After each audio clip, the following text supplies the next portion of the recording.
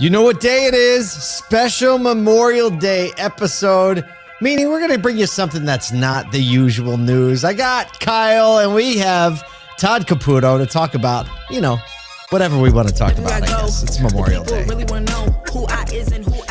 That's what we do. We do what we want on Memorial Day.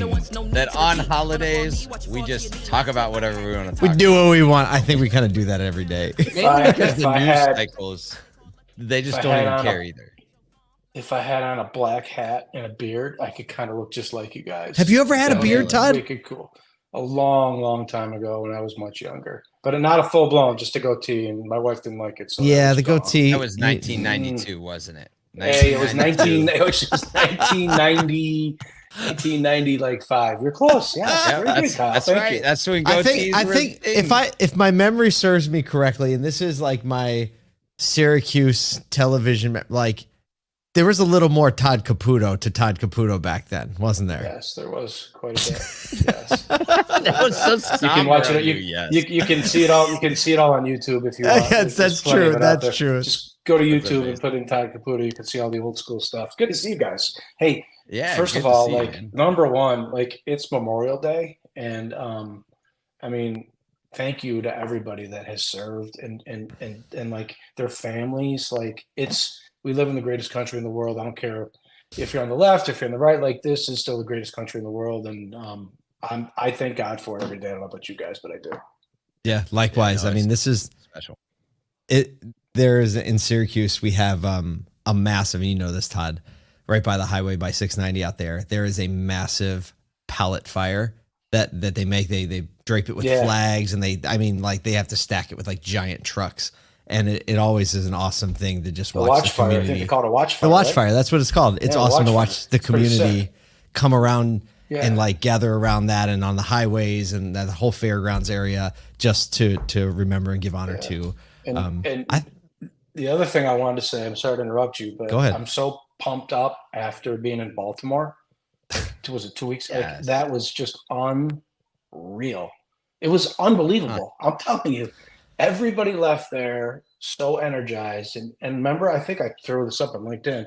People called it the anti-conference, right? The anti-conference. Everybody was, I mean, you guys, the whole team, I mean, you just knocked it out of the park. I mean, it was absolutely amazing. So what is it that thank you.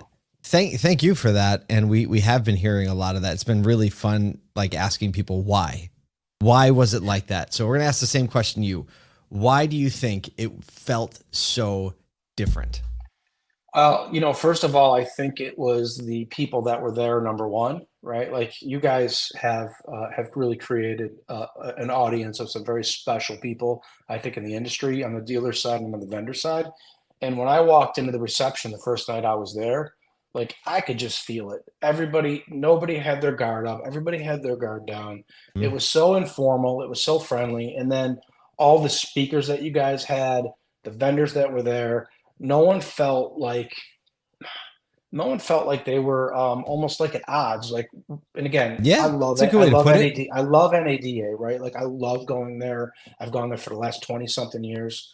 But when you're walking through NADA as a dealer and you got a dealer badge battleground, like I used to, it's like, no, please, I just need to go meet somebody somewhere else or go to the bathroom or get a coffee or something. And it's really, really challenging. We're here. It wasn't like that at all. It just felt so good and so many connections were made. And there were so many, at the end of the day, I think like-minded people. Everybody was like-minded on both sides, and it was just great. And then, giving that car away at the end, I mean, having that chair, like that was just so cool. We want to do 5 of those next year. Perfect. It was unbelievable. Well, good. I'm in. I want to help sponsor that. Yeah. Awesome. And and so we got rid of the other guitar. Now you have standard issue 1. Now we have issue 2 in the world. I know. We're going to figure out what we're going to do with my guitar next year. All right, we'll figure it out. We have a whole year to plan, but we are already full steam. We already got spreadsheets and plans going. May 12th through 16th. It's the week of May 12th. 25. Yeah, the week of May 12th, the week right after Mother's Day. Circle it on your calendars. We're not sure which days. It'll probably be kind of like Tuesday, Wednesday, Thursday again. But, it's worth blocking off the week. At this point, got a year out. All right, let's talk about Memorial Day. Because there's a lot of dealers out there selling cars. Some dealers are closed, some are open, but without a doubt, the incentives are flying, right? There's a lot of incentive to buy a 2023 vehicle right now. We talked about that story on Friday. And so maybe you can. It's halfway through 2024. So think about what you just said. Right, there's incentives still on new 23s with a lot of OEMs. Yep, that's a big deal. Mm-hmm. Like there's still 2023s laying around, and it's June. Let's face it, it's June. So and there's going to be 2025s coming. They're coming, right? They're and there's already some out now. 2025 Rams are on the ground. Oh, the one brand that doesn't need anything. Yeah. It doesn't need exactly. The 2025s. Wow. Yeah. So if you want a 2023 Ram, or if you want a Ram, it's it's like almost like sit tight for like 45 days. Mm-hmm. I agree. It'll be fine. Yeah. What do you do in that situation as a dealer? You know, spent so many years as a dealer, and you coming up on, and obviously we're already at Memorial Day. There's not much you can do, historically as like a dealer to prep or whatever. But what what are the moves that you make in this time of the year? Because there's like a few waves of these massive pushes, right? The opening of summer, Memorial Day, August, December, March. What's the push feel like right now?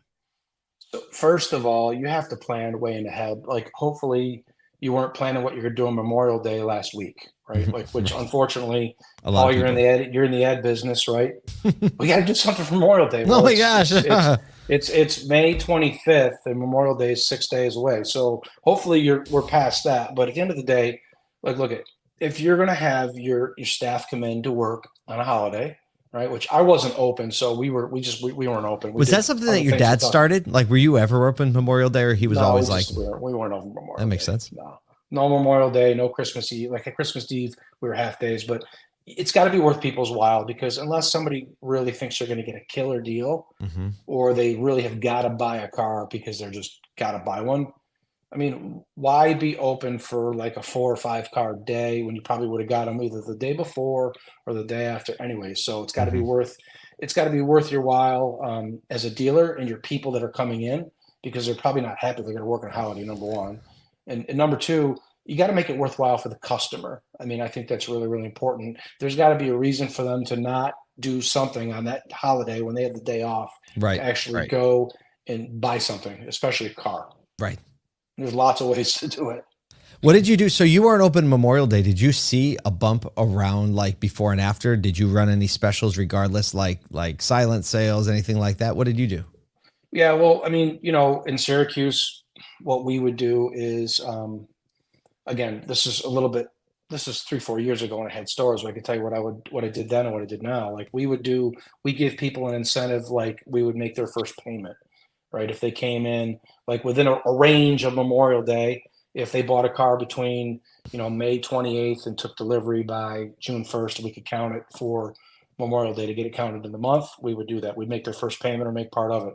We would buy down interest rates too on new cars, right? So if you've got 2.9, 3.9, 4.9, you may be able to buy the rate down on certain models, right? And buy it down to 0. So we would buy down the rates. We also too, we used to do a big sale in April and a big sale in October, as you remember. And we always had some stuff that was left over. Like we used to give away flat screen TVs and other things. Back in the day, they'd be Kindles or stuff like that. Like we'd give those away during the April sale.